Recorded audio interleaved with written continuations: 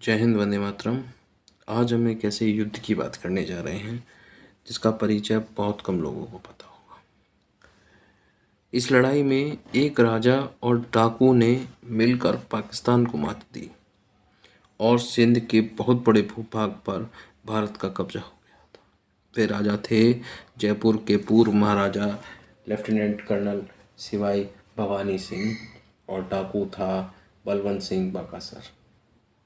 भारत पाकिस्तान के बीच 1971 की लड़ाई 3 दिसंबर से 16 दिसंबर के बीच चली थी।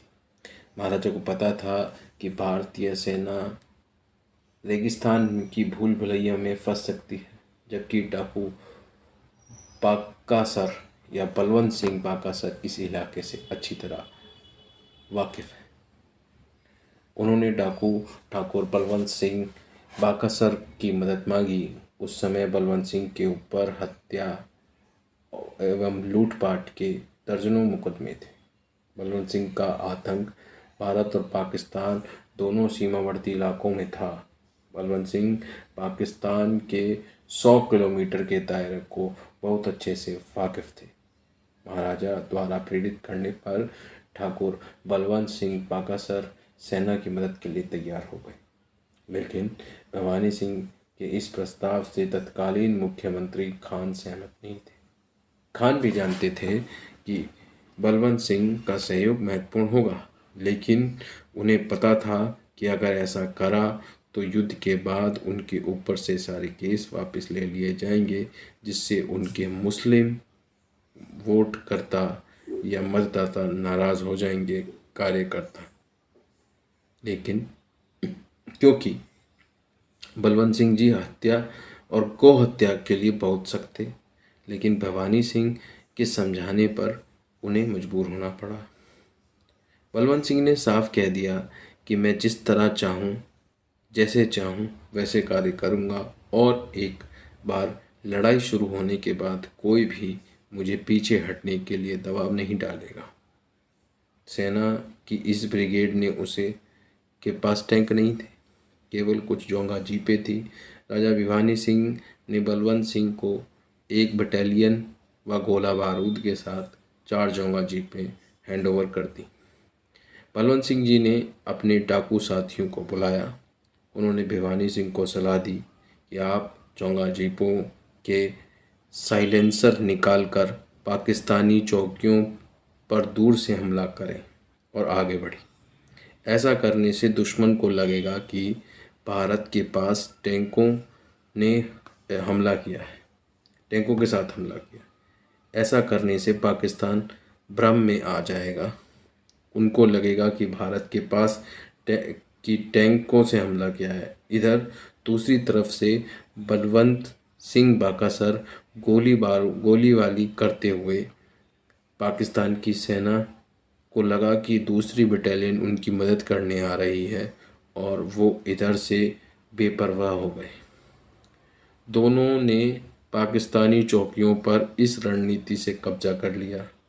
इस प्रकार भारतीय सेना बिना किसी नुकसान उठाए बहुत बड़े इलाके को जीतने में कामयाब हो गई। 7 दिसंबर की रात बलवंत सिंह ने अपनी बटालियन को लेकर पाकिस्तान के छाछरोस तक पहुंच गए। दूसरी तरफ से भिवानी सिंह ने भी धावा बोल दिया। इस हमले के बहुत सारे पाकिस्तानी मारे गए और बाकी जो बचे वे भाग खड़े हुए। सुबह 3 बजे तक उन्होंने पाकिस्तान के छाछरोस चौकी तक 100 गांवों पर कब्जा कर लिया। यह भारत और पाकिस्तान पर बहुत बड़ी जीत थी।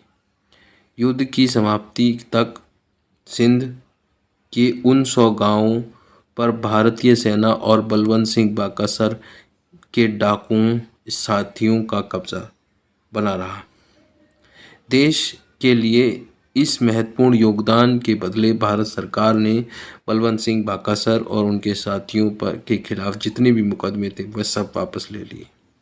इसके अलावा उन्हें देशभक्त भी घोषित किया। 2 हथियार ऑफ ऑल इंडिया लाइसेंस भी प्रदान किए। बलवंत सिंह बाकासर के साथ काम करने वाले सैनिकों ने कहा कि वह युद्ध क्षेत्र में जिस तरह से तुरंत निर्णय लेते थे और आगे बढ़कर नेतृत्व करते थे, ऐसा कोई उच्च और परीक्षित सैनिक अफसर ही कर सकता था।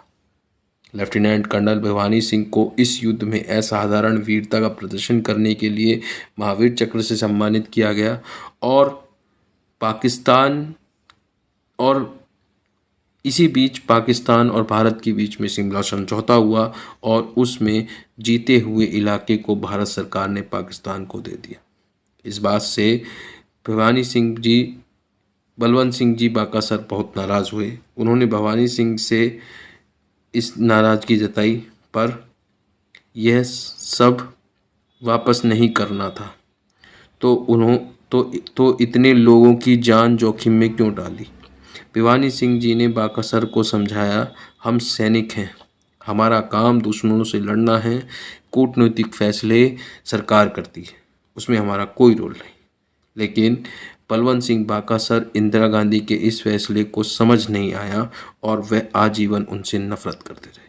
आपातकाल के बाद के चुनावों में जनता पार्टी का खुलकर समर्थन किया और उन्होंने कहा कि जिस एरिया को हमने जीता उसे कभी वापस नहीं करना चाहिए था। बलवंत सिंह जी की वीरता के गीत आज भी बाड़मेर, जैसलमेर और कच्छ और भुज के इलाके सीमावर्ती इलाकों में गाए जाते हैं। लोग उन्हें आज भी भगवान की तरह पूजते हैं। इस इमेज से इस इलाके में रॉबिन हुड की तरह है और गरीबों को सताने वाले सरकारी अधिकारियों के प्रति वे बेरहम थे। उस समय तस्कर भारतीय सीमा गाय पकड़कर पाकिस्तान ले जाते थे। इन तस्करों को मारकर उन्हें गायों की रक्षा की। इसी कारण से उन पर हत्या और डकैती के कई सारे मामले थे। तो आज का इतिहास यहीं ख़त्म करते हैं। जय हिंद, वंदे मातरम। मेरे चैनल को सब्सक्राइब करें।